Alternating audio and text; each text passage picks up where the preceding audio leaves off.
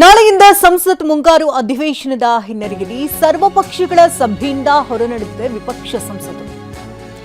ಸಂಸತ್ ಭವನದಲ್ಲಿ ನಡೀತಾ ಇರುವಂತಹ ಸರ್ವಪಕ್ಷಗಳ ಸಭೆ ಇದು.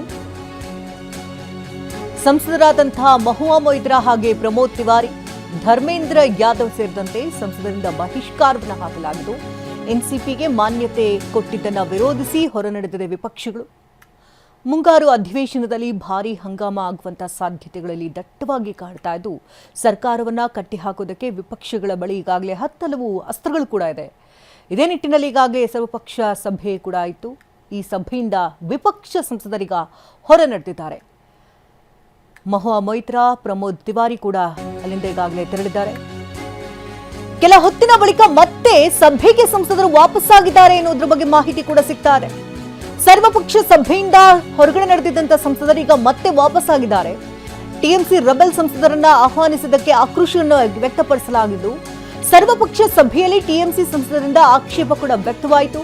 ಪ್ರತ್ಯೇಕ ಆಸನಕ್ಕೆ ಮನವಿಯನ್ನ ಸಲ್ಲಿಸಿರುವಂತಹ ರೆಬೆಲ್ ಸಂಸದರೀಗ ಮತ್ತೆ ವಾಪಸ್ ಬಂದಿದ್ದಾರೆ ಅಂತ ತಿಳಿದು ಬರ್ತಾ ಇದೆ. ಅಲ್ಲಿಂದ ಹೊರ ನಡೆದಿದ್ರು. ಈಗ ಕೆಲವೇ ಹೊತ್ತಿನ ಬಳಿಕ ಈಗ ಮತ್ತೆ ವಾಪಸ್ಸಾಗಿದ್ದಾರೆ. ಪ್ರಶ್ನೆ ಪತ್ರಿಕೆ ಸೋರಿಕೆ, ರಾಮಮಂದಿರ ಕಾಣಿಕೆ ಕಳ್ಳತನ, ಹೀಗೆ ಹಲವು ವಿಚಾರಗಳನ್ನು ಮುಂದಿಟ್ಟುಕೊಂಡು ಪ್ರಶ್ನೆ ಕೇಳೋದಕ್ಕೆ ಈಗಾಗಲೇ ಸಿದ್ಧತೆಗಳನ್ನು ಮಾಡಿಕೊಳ್ಳಲಾಗಿದ್ದು, ವಿಪಕ್ಷಗಳ ದಾಳಿಯನ್ನು ಎದುರಿಸುವುದಕ್ಕೆ ಸರ್ಕಾರ ಕೂಡ ಈಗಾಗಲೇ ಸನ್ನದ್ಧವಾಗಿದೆ. ಇದೇ ಸಂದರ್ಭದಲ್ಲಿ ಸರ್ವಪಕ್ಷಗಳ ಸಭೆಯಿಂದ ಹೊರ ನಡೆದಿದ್ದಂತಹ ಸಂಸದರೀಗ ವಾಪಸ್ ಬಂದಿದ್ದಾರೆ. ಈ ಬಗ್ಗೆ ಇನ್ನಷ್ಟು ಡೀಟೇಲ್ಸ್ ಅನ್ನ ಪಡ್ಕೊಳ್ಳೋ ನೇರ ಸಂಪರ್ಕದಲ್ಲಿ ಪ್ರಸನ್ನ ಇದ್ದಾರೆ. ಪ್ರಸನ್ನ, ಸರ್ವಪಕ್ಷಗಳ ಸಭೆಯಿಂದ ಕೆಲವೊಂದಷ್ಟು ಸಂಸದರು ಹೊರ ನಡೆದಿದ್ರು, ಈಗ ಮತ್ತೆ ವಾಪಸ್ಸಾಗಿದ್ದಾರೆ ಅಂತ ಹೇಳಲಾಗ್ತಾ ಇದೆ. ಯಾವೆಲ್ಲ ಅಸ್ತ್ರಗಳಿದೆ ಈ ಸಂದರ್ಭದಲ್ಲಿ? ಶಕುಂತಲಾ, ನಾಳೆಯಿಂದ ಆಗಸ್ಟ್ 13ನೇ ತಾರೀಕಿನ ತನಕ ಮಳೆಗಾಲದ ಸಂಸತ್ ಅಧಿವೇಶನ ನಡೆಯಲಿಕ್ಕಿದೆ. ಈ ಸಂಸತ್ ಅಧಿವೇಶನದ ಪೂರ್ವಭಾವಿಯಾಗಿ ಇವತ್ತು ಕೇಂದ್ರ ಸಚಿವ ಕಿರಣ್ ರಿಜಿಜು ಅವರ ನೇತೃತ್ವದಲ್ಲಿ ಸರ್ವಪಕ್ಷಗಳ ಸಭೆಯನ್ನ ಕರೆಯಲಾಗಿತ್ತು.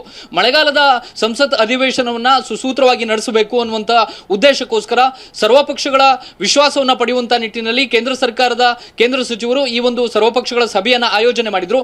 ಆದ್ರೆ ನಾಳೆಯಿಂದ ನಡೆಯುವಂತಹ ಮಳೆಗಾಲದ ಸಂಸತ್ ಅಧಿವೇಶನ ಒಂದು ರೀತಿಯಲ್ಲಿ ರಣರಂಗ ಆಗುವಂತಹ ಸೂಚನೆಗಳು ಈಗಾಗಲೇ ಸಿಕ್ಕಿದಾವೆ. ವಿರೋಧ ಪಕ್ಷಗಳಿಗೆ ಹಲವು ವಿಷಯಗಳಿದಾವೆ.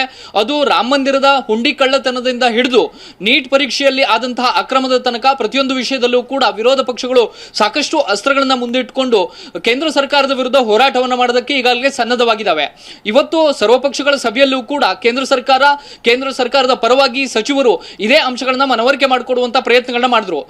ಸಂವಿಧಾನದ ಕೆಲವು ಅಂಶಗಳಿಗೆ ಮಹತ್ವದ ತಿದ್ದುಪಡಿಯನ್ನು ತರೋದಕ್ಕೆ ಕೇಂದ್ರ ಸರ್ಕಾರ ಹೊರಟಿದೆ.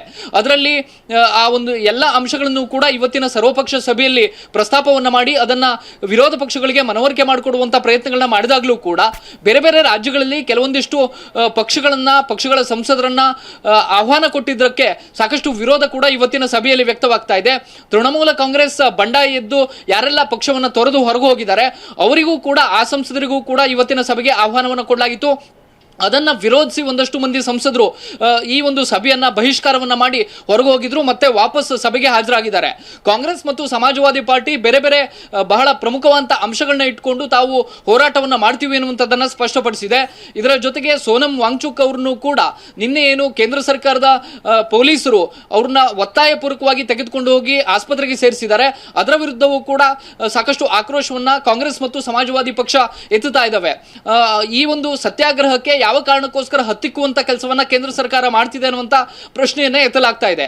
ಇದರ ಜೊತೆಗೆ ರಾಮ ಮಂದಿರದ ಹುಂಡಿ ಕಳ್ಳತನ, ಹುಂಡಿಯ ಲೂಟಿಯ ಪ್ರಕರಣಕ್ಕೆ ಸಂಬಂಧಪಟ್ಟ ಹಾಗೆಯೂ ಕೂಡ ಒಂದು ಸುದೀರ್ಘವಾದಂತ ಆರ್ಥಿಕ ತನಿಖೆ ಆಗಬೇಕು ಅನ್ನುವಂತ ಅಂಶವನ್ನು ಕೂಡ ಮುಂದಿಟ್ಕೊಂಡು ಹೋರಾಟವನ್ನ ಮಾಡೋದಕ್ಕೆ ಈಗಾಗಲೇ ವಿರೋಧ ಪಕ್ಷಗಳು ತೀರ್ಮಾನವನ್ನ ತೆಗೆದುಕೊಂಡಿದ್ದಾವೆ.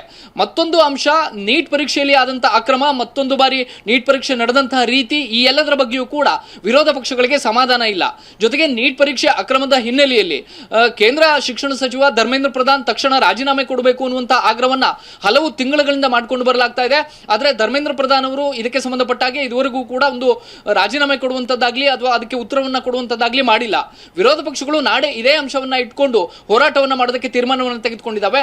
ಧರ್ಮೇಂದ್ರ ಪ್ರಧಾನ್ ಅವರ ರಾಜೀನಾಮೆ ಕೊಡೋ ತನಕವೂ ಕೂಡ ತಮ್ಮ ಹೋರಾಟ ಮುಂದುವರಿಯುತ್ತೆ ಅನ್ನುವಂಥದ್ದನ್ನ ಅತ್ಯಂತ ಸ್ಪಷ್ಟವಾಗಿ ಹೇಳಿದಾವೆ. ಹೀಗಾಗಿ ನಾಳೆಯಿಂದ ನಡೆಯುವಂತಹ ಕೇಂದ್ರದ ಸಂಸತ್ ಮಳೆಗಾಲದ ಅಧಿವೇಶನ ಅಷ್ಟು ಸುಲಭದ ಆಗಿರೋದಿಲ್ಲ.